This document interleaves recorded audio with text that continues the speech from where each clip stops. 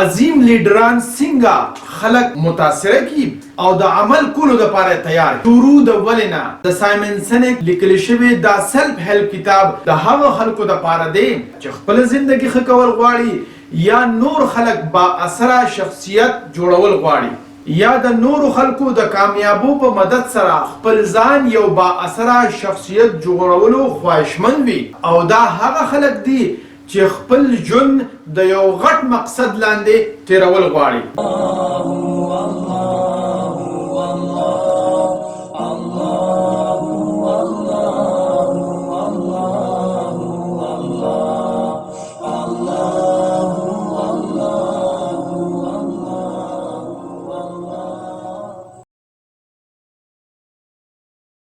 Bismillah ar-Rahman ar-Rahim. Introduction of Start With Why.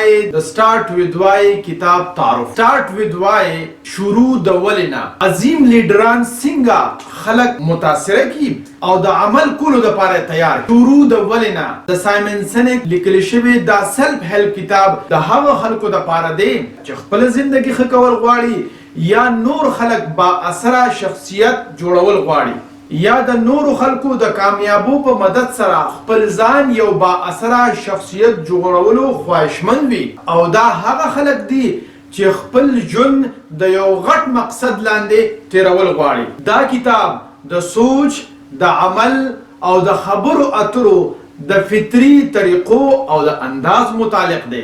د سوچ او د خبرو اترو دا فطری طریقه چې کوم یو لیډر هم اختیار کړي نو د هغه شخصیت د خپل چارپیرچر خلک متاثر کولو جوګه جوړ شي. اگر چې زیاتره لیډرانو کې دا خوبي پیدایشي وي خو ولې دا د هغوی جاگیر نه دی او تاسو هم په مهنت سره او په توجه سره دا خوبي په ځان کې راوستلی شئ او د دې دپاره به تاسو لا په خپل ځان باندې نظم و ضبط یعنی څه پابندي کول پکار وي او دغه شانتې تاسو به هم دا صلاحیت زده کړئ او په خپل چارپیرچل کې به یو با اثر لیډر جوړ شئ. د دې کتاب مطلب دا دی چې د دې لوستونکي خپله توجه د بیکاره څیزونو نه راړولې به شي او د کار او د پیدې په څیزونو باندې د توجه ورکولو قابل بشي. او رښتیا خبره دا ده چې زیاتره وختونو کې مونږ ته چې کله د یو څیز مقصد نه معلوم نو هغه څیز مونږ ته غلط ښکاري. نو د دې نقطې له کبله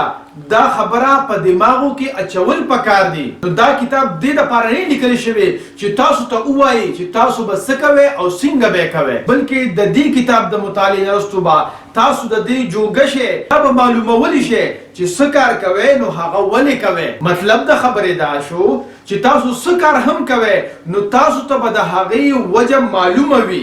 تاسو د کتو یو جهان مننه.